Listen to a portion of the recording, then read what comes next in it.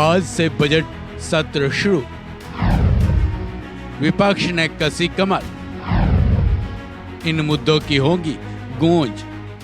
मोदी 3.0 का पहला पूर्ण बजट पेश किया जाना है।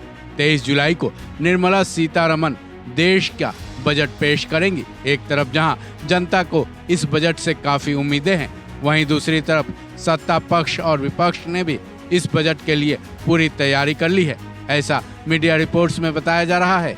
18वीं लोकसभा के पहले पूर्ण बजट पेश करने के लिए 22 जुलाई को बजट सत्र की शुरुआत हो रही है, जिसमें जहां मोदी सरकार अपने एजेंडे को आगे बढ़ाने की कोशिश करेगी, वहीं विपक्ष ने भी कमर कस ली है कि इस बार किन किन मुद्दों को वो बजट सत्र में केंद्र सरकार को जमकर घेरेगी।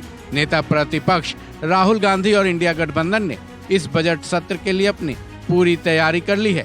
ऐसे में कयास लगाए जा रहे हैं कि विपक्ष ने कुछ बड़े मुद्दों पर अपनी तैयारी की है, जिससे वो सदन में केंद्र सरकार को घेरेगी।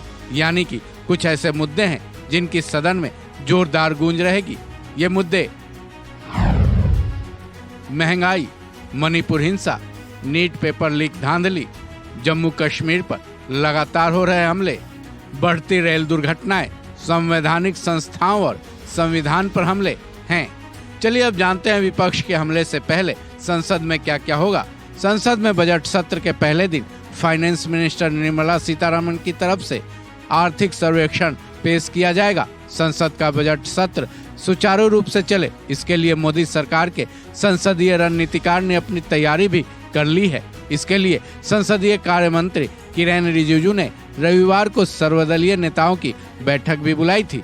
वहीं आर्थिक सर्वेक्षण और बजट पेश करने के साथ साथ इस बजट सत्र में एनडीए सरकार कुछ अहम विधेयकों को भी पेश कर सकती है, जिसमें भारतीय वायुयान विधेयक 2024 और बैंकिंग सेक्टर में सुधार के संशोधन विधेयक को भी शामिल किया गया है। वहीं इस बार वित्त मंत्री निर्मला सीतारमण जम्मू कश्मीर का बजट भी संसद में पेश करेंगी।